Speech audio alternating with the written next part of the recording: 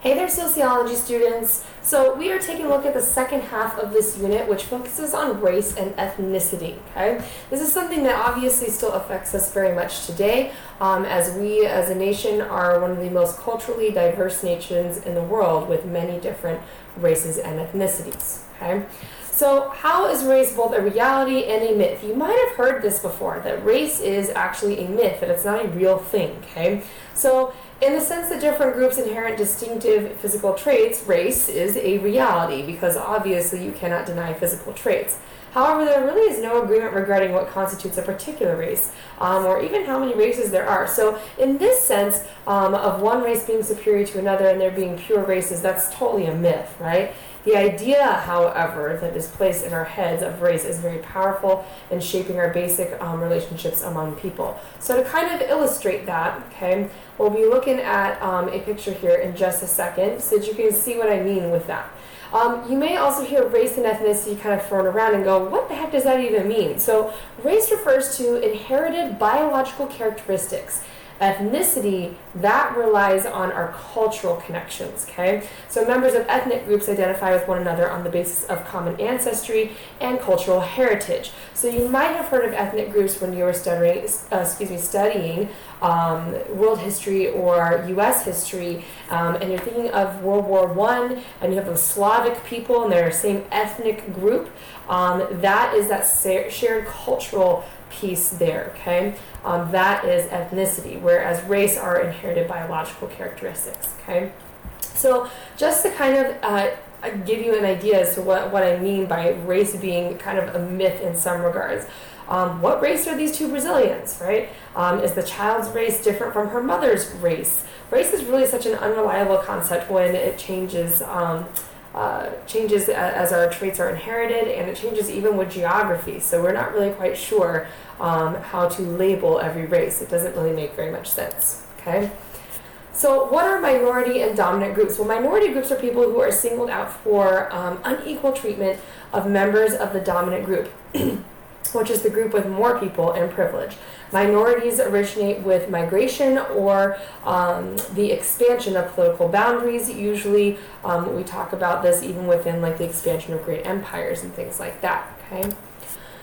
So what heightens ethnic identity and what really is ethnic work? So a group's ethnic identity is heightened or reduced by its relative size, its power, and physical characteristics, as well as the amount of discrimination it faces, which makes sense because those are all dependent on how a race is going to, or excuse me, an ethnicity is going to identify itself. Ethnic work is the process of constructing and maintaining an ethnic identity, okay? So for people without a firm ethnic identity, ethnic work is an attempt to recover their ethnic heritage. For those with strong ties to their culture of origin, ethnic work involves enhancing group distinctions, okay? So why is it important that we start talking about this? And I just want to kind of throw this out here because as a social studies teacher, I think that it is extremely important that we understand why this is an important topic, okay? Because as we have seen, ethnicity and race has led to lots of hatred in our world, and it's something that we should not forget, especially when it comes to mass genocides like the Holocaust, okay? So as some groups do ethnic work, they produce a mythical, long-lost heritage, right? As people are continuing to hold on to these roots, okay?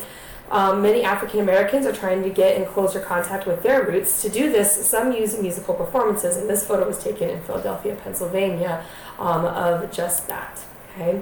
There are also European Americans that are involved in ethnic work, attempting to maintain an identity more precise than just from Europe. So these women of Czech ancestry are performing in a Czech community in a small town in Nebraska, right? Trying to hold on to some of that, that cultural identity. And another example, many Native Americans have maintained continuous identity within their tribal roots, and you can kind of see the blending of cultures in this photo taken at a March powwow in Denver, Colorado. See the blending of cultures with the cowboy hat. I know, cute little baby. Okay, so why are people prejudiced? This is another one of those questions, and really there's a psychological perspective and a sociological perspective to this, okay? Prejudice is an attitude.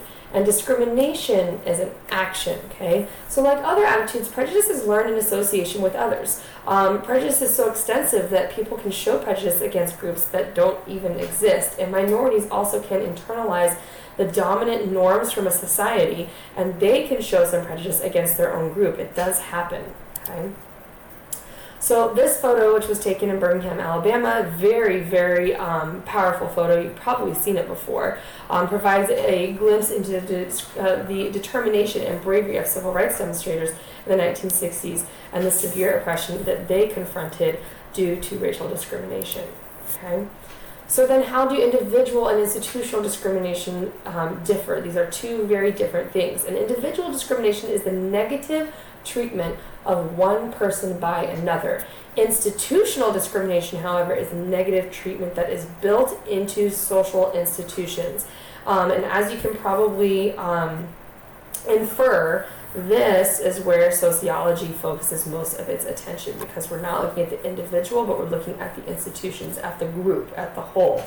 So the institutional discrimination can occur without awareness of whether those who are doing the discriminating or those who are discriminated against, and discrimination in healthcare is just one example of this. So let's take a look at how do psychologists explain prejudice. The psychological theories of prejudice stress the authoritarian personality and frustration displaced toward scapegoats, looking kind of at that individual reasoning, right? But sociologists look at it in a different ways. The sociological perspective, we focus on those theories, right? So functionalists will stress the the benefits and costs that come from discrimination. Conflict theorists will look at how groups in power exploit racial and ethnic divisions in order to control workers and maintain power.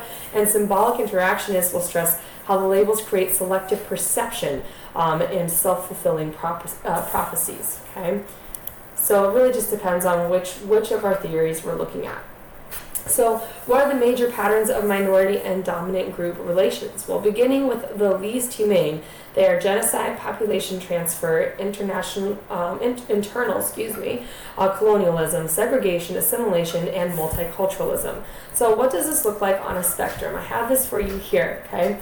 And this is the spectrum of really how we relate to each other in intergroup relationships. And over here we have the inhumanity rejection, and over here we have humanity acceptance. Okay, so obviously on the far left, that is genocide. That is trying to destroy an entire minority group. That is the worst form of rejection you could possibly have, and that's why we reference things like Germany, Rwanda,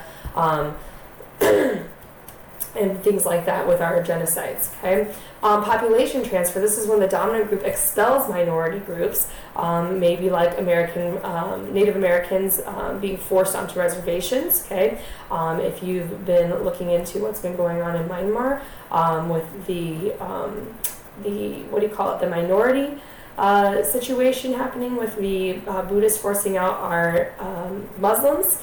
That's another example. It's just a modern history one if you're looking into it. Internal colonialism, that just means that the dominant group exploits the minority group. And we saw this really throughout history, not only with the beginning of exploration, but in the years into imperialism pre-World War I. Segregation as well, so the dominant group's structures of social institutions to maintain minimal contact with the minorities, so that would be like the U.S. South before the 1960s.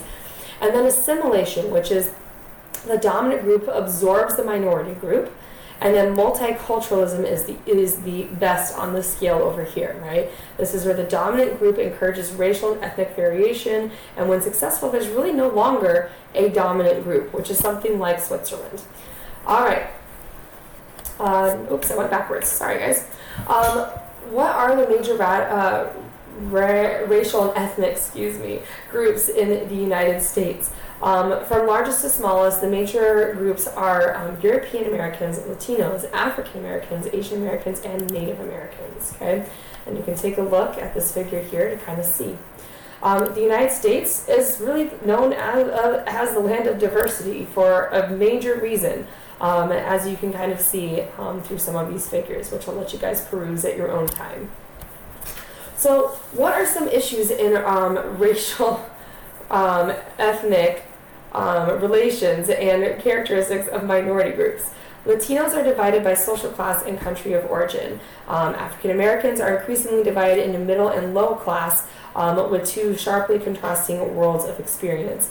On many measures, Asian Americans are sometimes better off than white Americans, but their well-being really varies with their country of origin, where they actually come from, depending on where they originated from. So, Native Americans still have primary issues of poverty, nationhood, and settling treaty obligations that were made with the United States. And then the overarching issue for minorities is obviously overcoming discrimination. Oh my goodness. Until the 1960s, the South's public facilities were segregated. You've probably seen this before. And this was broken when obviously there was a huge amount of nonviolent action and violent action. When we teach it in U.S. history, we focus a lot on the civil rights movement being that of civil disobedience. And this is one example sitting at an all-white lunch counter. Okay. Another huge barrier that has been broken, obviously, is Barack Obama being elected as President of the United States, the first minority to ever achieve this office. And as we should probably know, he was also reelected in 2012. Here is just a couple tables. I'll kind of go through this. You can look at them, a table, and then also a figure on the countries of origin for Asian Americans in the United States. Okay, so this depiction breaks stereotypes, but is historically accurate. Shown here is an Iroquois fort. Can you guess who the attackers are? No? Yeah, I'm sure you can. Okay, so what main issues dominate the U.S. racial ethnic relations? There we go.